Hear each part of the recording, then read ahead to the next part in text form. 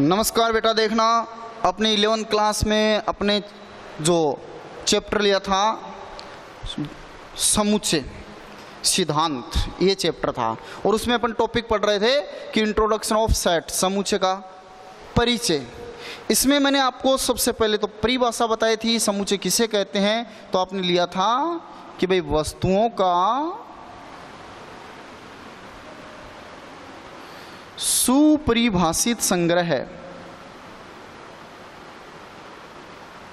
समुच्चय कहलाता है।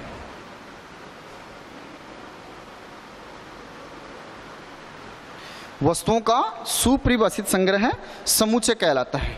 बेटा मैंने आपको इसमें बताया था कि वस्तुएं कौन सी होती हैं जिनका भी अपन कलेक्शन करते हैं, जिनका अपन समूह बनाते हैं, जिनको अपन इकट्ठा करते हैं, वो वस्तुएं हैं। सुपरिभाषित संग्रह का मतलब ऐसी वस्तुओं का समूह है जो सबकी नज़रों में समान हो, सुपरिभाषित वस्तुएं कहलाती हैं। और ऐसी वस्तुओं का संग्रह है, समूह है, समुच्चय कहलाता है। क्लियर? मैंने कहा था कि समुच्चय को मजले कोष्ठक से लिखा जाता है, यानी समुच्चय जब अपन बनाते हैं, सभी वस्तुओं को अपन इकट्ठा करके उनका समूह जो बनाते हैं उनको अपन मजले कोष्ठक में लिखते हैं। समुच्चय में भाग लेने वाले मानों को समुच्चय के अवयव कहते हैं। और समुच्चय के अंदर जब उन अवयवों को लिखते हैं, मैंने एग्जाम्पल के तौर पे बताया था कि 1, 2, 3, 4 ऐसे, इनको जब इस समुच्चय के अंदर लिखते हैं इन मानों को, तो कोमा के द्वारा इनको पृथक पृथक दर्शाते हैं, अलग अलग दर्शाते हैं। समुच्चय में भाग लेने वाले इन्हीं मानों को क्या कहते हैं अपन? इसके अवयव या सदस्य कहते हैं। अगर समुच्चय का नामकरण करना है तो अंग्रेजी वर्णमाला का कैपिटल अक्षर काम में लेंगे, और समुच्चय में भाग लेने वाले मान अगर अंग्रेजी वर्णमाला के अक्षर हैं, या अपन यूँ कहें कि अगर अंग्रेजी वर्णमाला के अक्षरों को अपन समुच्चय में लिखते हैं तो वो स्मॉल लिखे जाएंगे। क्लियर? नेक्स्ट बात ये थी कि एक यहाँ इस ए में लिखा हुआ है, तो इसका मतलब है कि एक समुच्चय एक का सदस्य है, अवयव है। ऐसे अपन 2 को भी कहेंगे कि 2 इसका अवयव है, 3 इसका अवयव है, 4 इसका अवयव है। अब अगर मैं फिर से 4 लिखता हूं तो उसका मतलब भी वही तो निकला कि भाई 4 इसका अवयव है। तो यहां से ये रिजल्ट निकला, यहां से ये नियम बना दिया गया कि समुच्चय में एक अवयव को, एक मान को एक ही बार लिखना है, उसकी ओर रिपीट नहीं करना, उसकी पुनरावृत्ति नहीं करनी है। तो समुच्चय में भाग लेने वाले मानों की पुनरावृत्ति नहीं होगी। ठीक है बेटा? फिर देखो, का सदस्य है, एक यूनानी अक्षर मैंने बताया था बिलोंग्स टू, जिसका हिंदी अर्थ बताया था का सदस्य है, का सदस्य है, ये बताया था। तो इसका मतलब ये है कि एक समुच्चय एक का सदस्य, अपन इसको ऐसे भी ले सकते हैं, एक बिलोंग्स टू ए, एक बिलोंग्स टू ए। लेकिन जैसे 5 इसमें नहीं है तो मैं इसको क्या लिखूंगा कि 5 is does not belongs to A, कि 5 समुच्चय ए में बिलोंग नहीं कर रहा है, ऐसे लिख देंगे। क्लियर? ये तो अपने समुच्चय का इंट्रोडक्शन लिया था। अब मैं आपको कुछ एग्जांपल दे रहा हूँ, आप बताना कि वो समुच्चय है या नहीं। अपना पहला क्वेश्चन यही है कि वो समुच्चय है या नहीं। फिर अपन लेते हैं समुच्चय निर्माण की विधियाँ, फिर अपन लेते हैं समुच्चय के प्रकार। तो देखना बेटा, मैंने आपको एक एग्जाम्पल दिया, एग्जाम्पल ये दिया कि आपके विद्यालय के किन्हीं 5 शिक्षकों का समूह है, क्या समुच्चय होगा? क्वेश्चन दोबारा सुनना ध्यान से। आपके विद्यालय के कोई 5 शिक्षकों का समूह है, क्या समुच्चय होगा? नहीं होगा। क्यों? क्योंकि प्रत्येक बच्चे के दिमाग में वो ही 5 शिक्षक आए जो आपके आ रहे हैं, ये जरूरी नहीं है। यानी सारे विद्यार्थी सेम, यानी समान 5 शिक्षकों के बारे में सोचे, जरूरी नहीं है, सब अलग अलग के बारे में सोचेंगे। तो सुपरिभाषित वस्तुएं वो होती हैं जो सबकी नज़रों में समान हो, वो समुच्चय होता है। चलो फिर मैंने आपको ये कहा कि कोई 5 संख्याओं का समूह है, समुच्चय है या नहीं?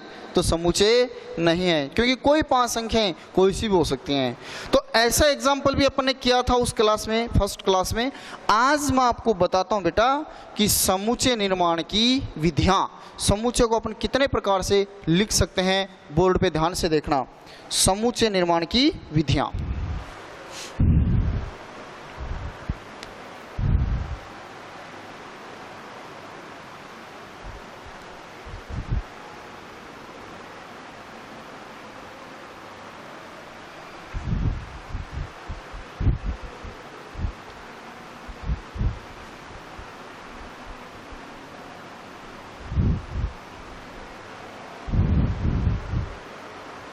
समुच्चय निर्माण की विधियां, जिसमें नंबर 1 पे आती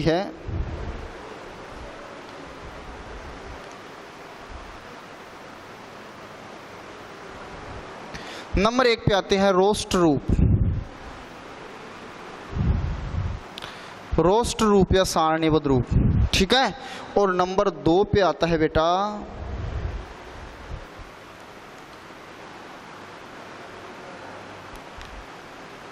समुच्चय निर्माण विधि,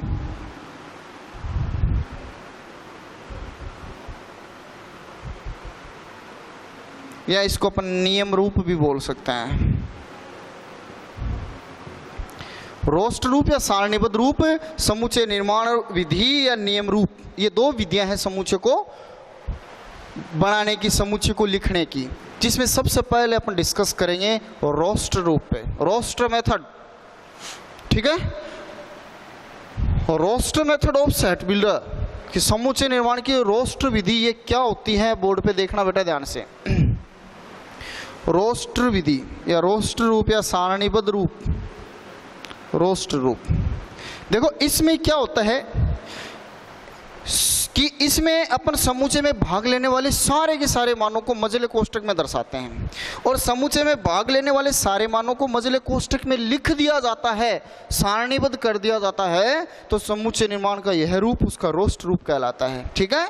तो अपन इसकी परिभाषा बोल सकते हैं कि समुच्चय निर्माण का वह रूप, समुच्चय निर्माण का वह रूप जिसमें समुच्चय में भाग लेने वाले सभी अवयवों को मझले कोष्ठक के अंदर कोमा के द्वारा पृथक पृथक करके दर्शाया जाता है, समुच्चय का रोस्ट रूप कहलाता है। जैसे मैंने आपको बोला फॉर एग्जाम्पल कि प्रथम 5 प्राकृत संख्याओं का समूह है, तो आप पहले 5 प्राकृत संख्याएं इसमें लिखोगे तो ये लिखोगे बेटा, लिख दी सारी की सारी, यानी आपको पहले 5 प्राकृत संख्याओं के बोला गया, आपने मझले कोष्ठक के अंदर कोमा के द्वारा पृथक पृथक करके सभी अवयवों को दर्शा दिया, सारणीबद्ध कर दिया, लिख दिया इसमें।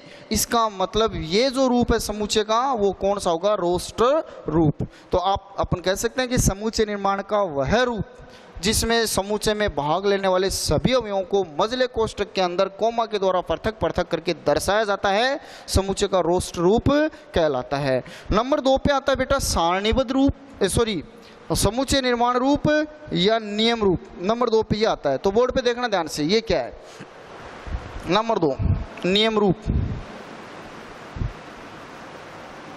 नियम रूप बोल दो इसको, चाहे समुच्चय निर्माण विधि बोल दो।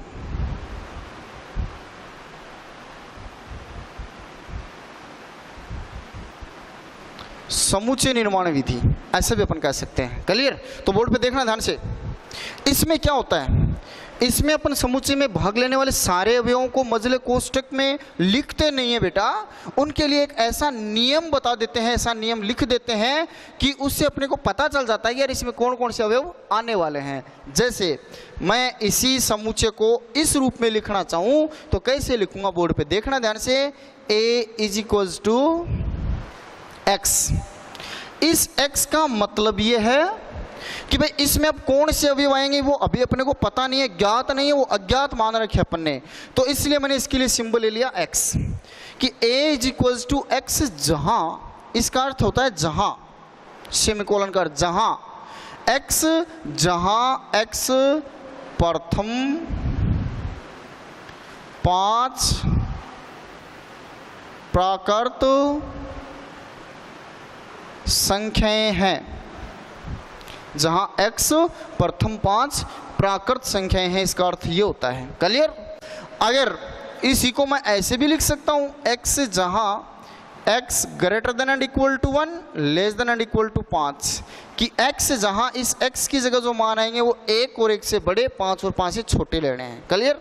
ऐसे ही अगर मैं एक समुच्चय लूं b बराबर x जहां x अंग्रेजी वर्ण वाला के स्वर हैं, अब बस आपको बताया गया कि इसमें मान कौन से आएंगे, लिखे हुए नहीं है वो सारे मान। अगर बेटा आपको कोई ये कहे कि ये समुच्चय का नियम रूप है, आप इसको रोस्ट रूप में बदलो, तो बदल सकते हो क्या, बिल्कुल बदल सकते हैं। कैसे बदलेंगे, b बराबर अब इसमें कौन से मान आएंगे कि यार इसमें जो मान आएंगे एक्स की जगह वो अंग्रेजी वर्णमाला के स्वर होंगे, और स्वर होंगे ए ई आई ओ यू, ऐसे हो जाएगा। क्लियर? तो ऐसे समुच्चय निर्माण विधि और इसका मतलब रोस्ट रूप दोनों अपने समझ लिए हैं।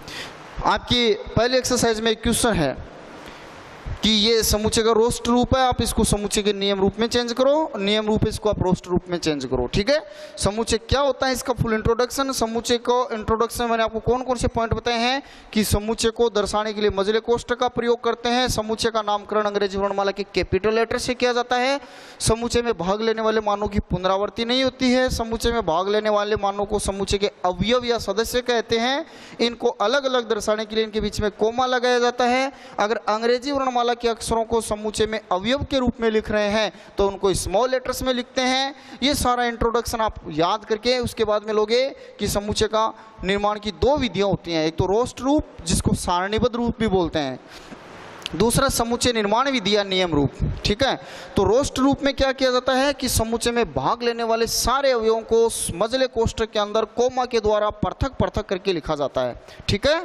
और नियम रूप में क्या किया जाता है कि इसमें सभी अवयवों को ना दर्शाकर उसके लिए एक ऐसा नियम आपको दे दिया जाता है जिससे आप पहचान सको कि इसमें कौन कौन से अवयव आने वाले हैं। जैसे आपको यहाँ दे दिया कि a = x, जहाँ x प्रथम 5 प्राकृत संख्याएं हैं, यानी x की जगह पहले 5 प्राकृत संख्या आएंगी, ये आ गया।